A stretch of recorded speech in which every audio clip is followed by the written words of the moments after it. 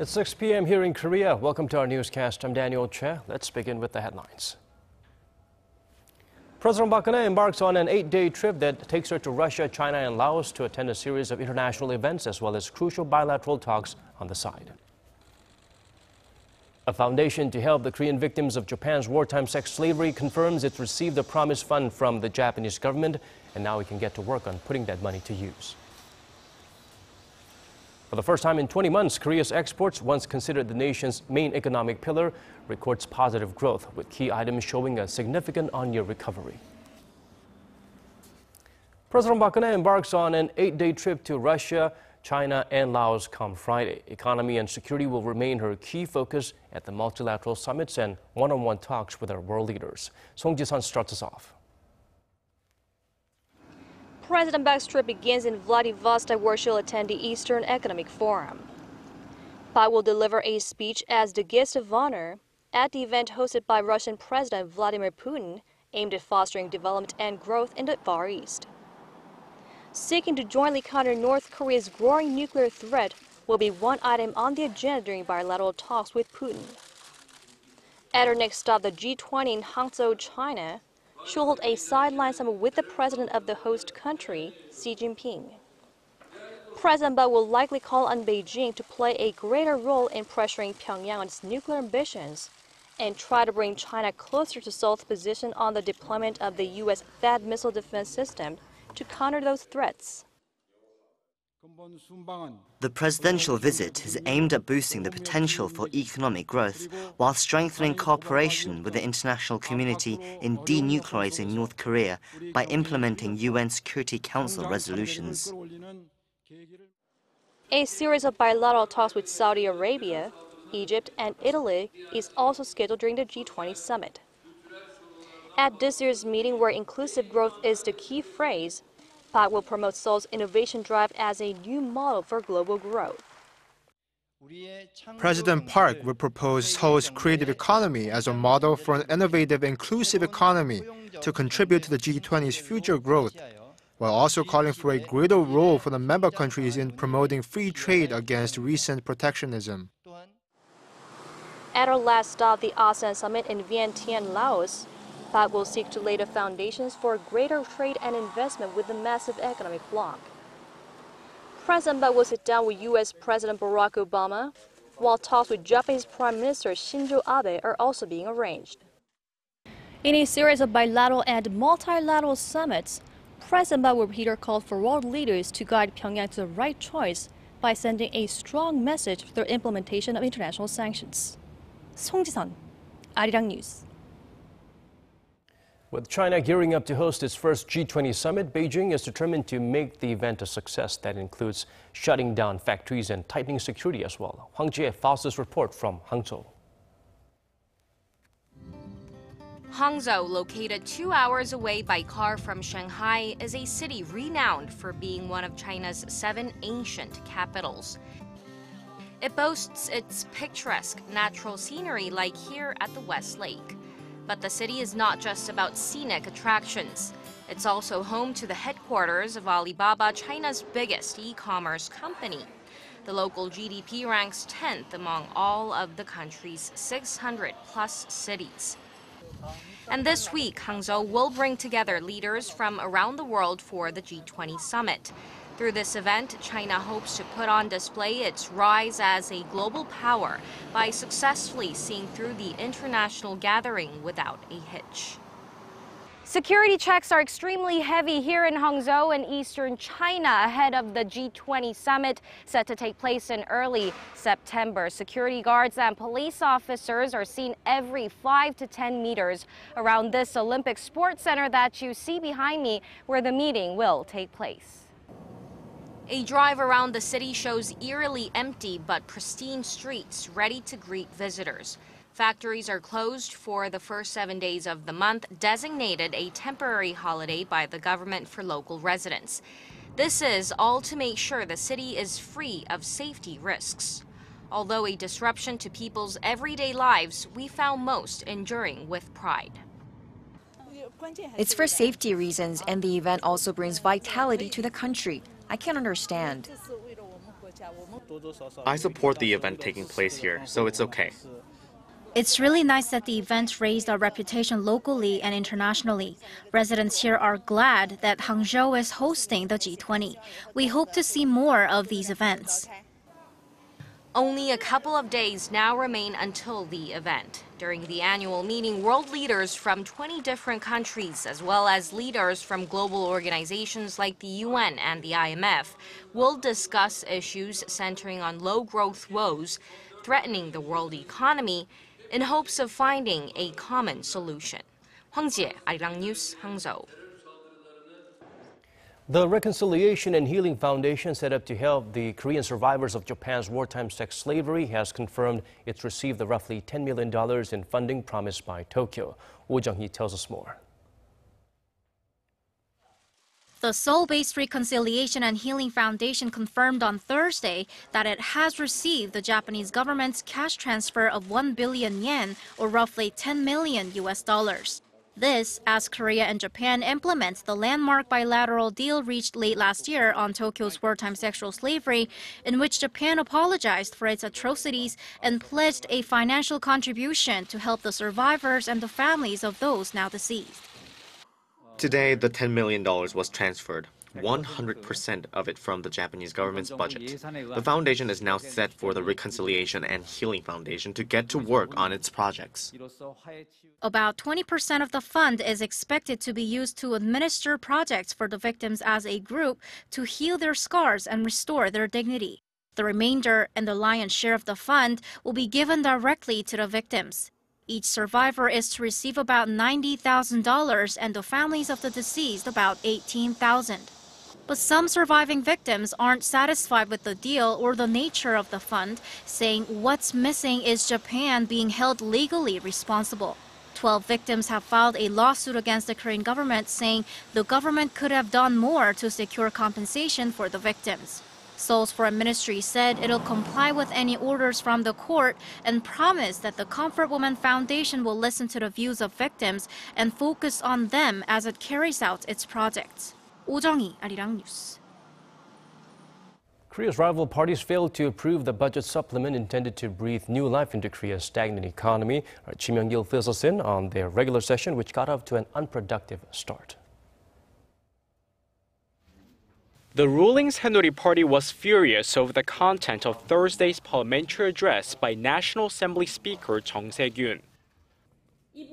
It's hard to tell whether he's the Speaker of the National Assembly or someone affiliated with a biased pressure group. The Speaker is responsible for today's failure to vote on the hard-won extra budget bill. He's not qualified to be Korea's Assembly Speaker. Speaker Chung had touched on sensitive political issues, urging the scandal-ridden senior presidential secretary for civil affairs, Woo Byung-woo, to resign. He also voiced his opposition to the deployment of U.S. anti-missile system THAAD.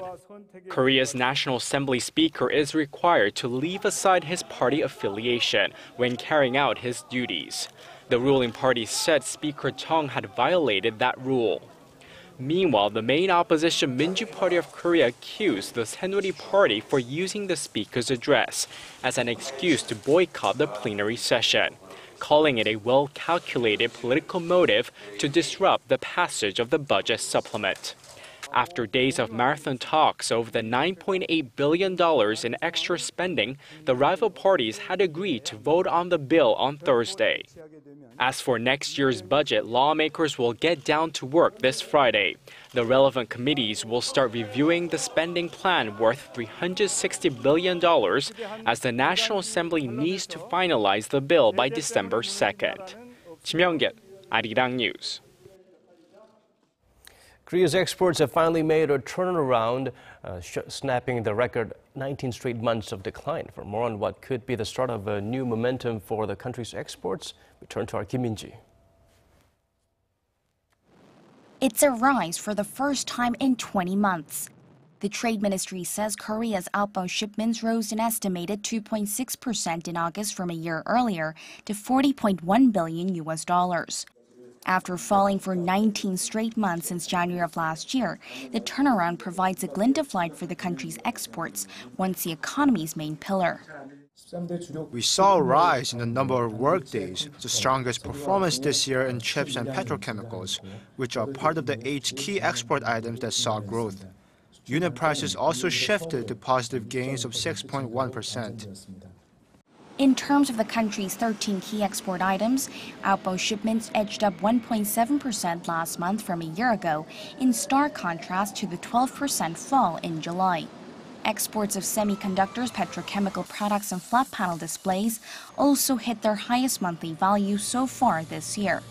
Imports also rose just slightly, but for the first time in nearly 2 years. Inbound shipments edged up 0.1% to $34.8 billion. That means a trade surplus of $5.3 billion, extending the surplus streak for a 55th straight month.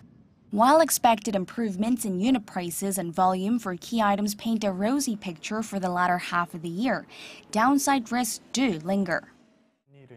An interest rate hike in the US could trigger capital outflow in emerging markets. That's a concern as those countries make up about 60% of Korea's total exports. A prolonged strike in the country's auto industry will also put a dent in outbound shipments. On top of that, global demand still remains sluggish, with more countries turning to protectionism. In light of those uncertainties, experts say Korean firms need to make continued efforts to bolster their competitiveness.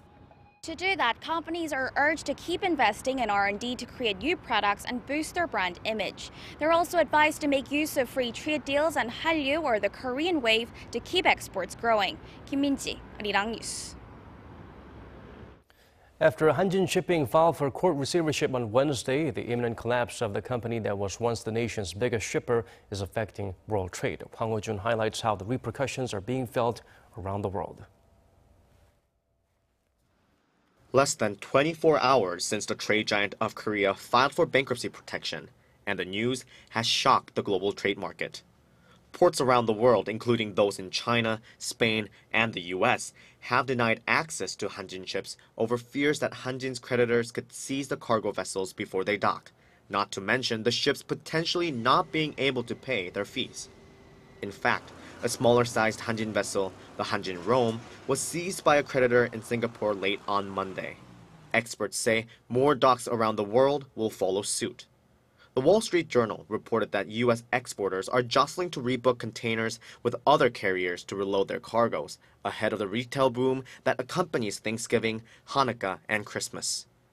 Hanjin Shipping has halted its operations, and with global market share of 2.9%, the drop in tonnage will likely lead to skyrocketing costs. Shipping companies have a lot of customers outside of Korea, so Hanjin's case is rather a global public concern with a greater impact than other companies. A Korean court will determine as early this week whether Hanjin should be liquidated or given a chance to restructure and possibly survive. Hwang Ho-jun, Arirang News. Samsung has halted all domestic shipments of its new flagship phablet, the Galaxy Note 7. According to our KWON Jang-ho, the Korean tech titan plans to carry out more quality control testing after some reports of battery exploding while being charged. It's been less than 2 weeks since the launch of the Galaxy Note 7. But now, as a precautionary measure, shipments of the Samsung phablet are being halted in Korea. Samsung Electronics is looking to investigate a handful of claims that have emerged on social media, saying the phablet had overheated and exploded while it was being charged. Samsung said it will take a look at those phones which were affected and carry out additional tests on product quality. The tech giant has not given any details on what testing it plans to carry out, but the problem appears to stem from the USB-C port, the first time the connector has been used on a Samsung smartphone. It's also unclear whether the issue is a software one, which means it could potentially be fixed with a simple firmware update, or whether it's a more serious hardware one, which could mean a more costly product recall.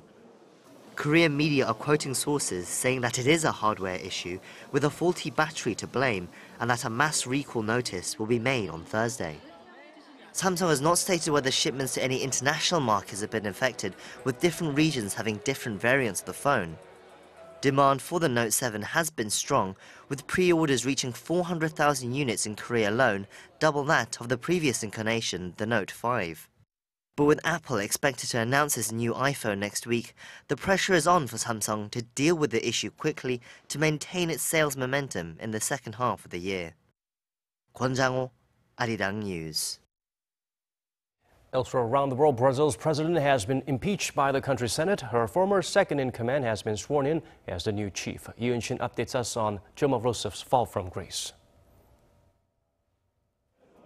The Senate vote removed Brazil's first female president from office, effective immediately. Brazilian senators voted 61-20 to dismiss Dilma Rousseff, who was suspended back in May. Rousseff's vice president, Michel Temer, has taken her place, set to serve until the next elections in 2018. As he assumed his role, Temer spoke to the nation, addressing the current economic troubles the country faces. We have received a country mired in a severe economic crisis. There are almost 12 million people unemployed and a deficit of over 170 billion in our current accounts. My commitment is to recover the strength of our economy and put Brazil back on track. Temer's plans regarding economic growth include a focus on administrative efficiency as well as job creation and social programs. He also emphasized the importance of assuring political stability and legal security for international business owners and investors to enlarge Brazil's global business opportunities. Meanwhile, the now ex-president Rousseff responded to her impeachment, saying there was no constitutional justification for it. She was ousted for illegally tampering with the budget 2 years ago to hide a growing deficit in order to win re-election. Though the Senate's decision was a major blow for Rousseff, it may not mark the end of her political career. A motion to bar her from holding any public office for the next 8 years failed to pass. Yoon-shin, Arirang News. That's our newscast for this hour. As always, thank you for watching.